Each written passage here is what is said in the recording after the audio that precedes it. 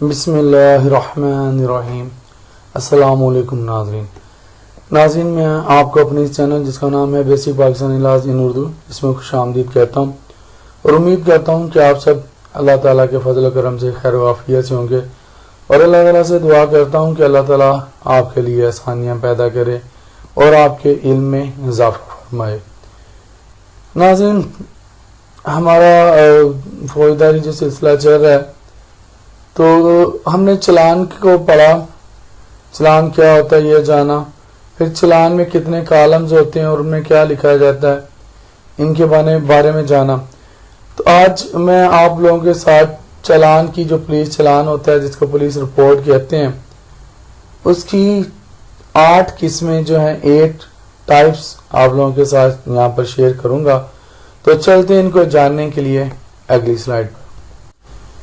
پہلے نمبر پر تو ناظرین کمپلیٹ چلان ہے، جو ایک مکمل چلان ہوتا ہے جس کے 7 کالم مکمل فل ہوتے ہیں۔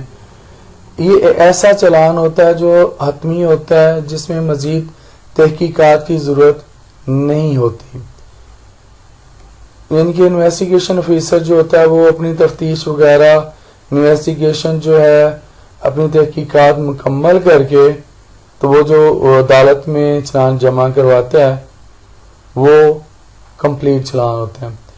اس کے بعد دوسرے نمبر پر آ جاتا ہے انٹریسڈ چلان۔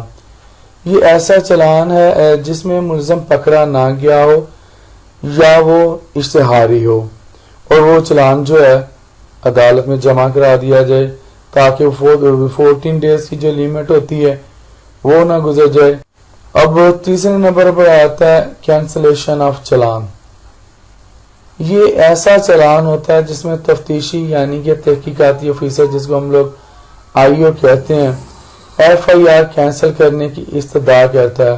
وہ کہتا ہے یہ تو ایک فیک سی FIR ہے اور میں نے تفتیش کی ہے، غلطی سے لکھی گئی ہے، تو لہٰذا وہ چلان جو ہے عدالت میں پیش کرتا ہے کہ جناب اس کو کینسل کر دیا جائے، اس جو چلان ہے یہ جو FIR ہے، تو FIR کینسل ہوگی تو پھر چلان جمع کرانے کی ضرورت نہیں ہوگی۔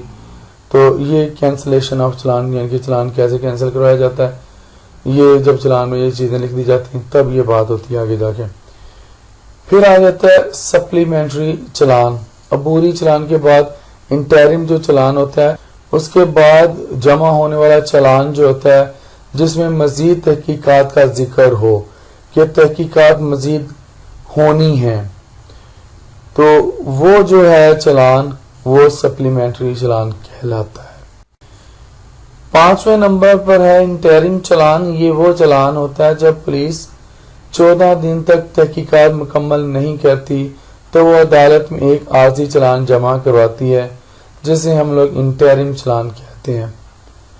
اس کے بعد 6 نمبر پر آ جاتا ہے سبسیکوینٹ چلان۔ یہ وہ چلان ہوتا ہے جب مجسٹریٹ دوبارہ انکوائری کا حکم دیتا ہے یا تفتیش تبدیل کی جاتی ہے تو اس کے بعد جو چلان جمع ہوتا ہے اس کو ہم لوگ سبسیکوینٹ چلان کہتے ہیں۔ 7ویں نمبر پر آ جاتا ہے پازیٹیو چلان۔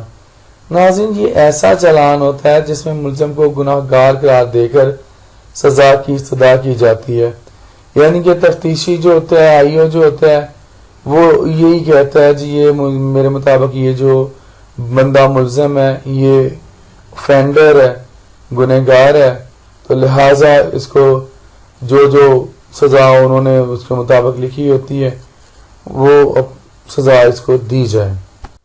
ناظرین، 8ویں نمبر پر آتا ہے نیگیٹو چلان۔ اس کو ڈسچارج رپورٹ بھی کہتے ہیں، جس میں ملزم کو بے گناہ قرار دیا جاتا ہے اور بریت کی ایکویٹل کی استدعا کی جاتی ہے۔ ناظرین، یہ بعد میں چارج فریم ہوتے ہیں تو پھر مجسٹریٹ یا جج صاحب جو ہوتے ہیں جو وہ قانون کو جان رہے ہوتے ہیں، بعض کا پولیس والوں سے وہ چیزیں نہیں لکھی جاتی جو کیونکہ عدالت کو قانون آتا ہے، جج کو قانون آتا ہے، ان کو پتا ہوتا ہے، تو بہت ساری چیزیں جو وہاں پہ وہ لکھنی بھول جاتے ہیں، بہت سارے جو اس کرائم کے سیکشنز جو لگنے ہوتے ہیں یا ملزم کو بری کرنا ہوتا ہے یا اس کو گنہگار ثابت کرنا ہوتا ہے، تو جج صاحب بھی وہ پوری چیزیں جو ہوتی ہیں جب چارجز فریم ہو رہے ہوتے ہیں تو وہ بھی ان کو مد نظر رکھتے ہیں. تو ناظرین اب تک کے لیے اتنا ہی. زندہ رہے تو انشاءاللہ پھر اگلی ویڈیوز میں ملیں گے. اجازت دیجیے. اللہ حافظ.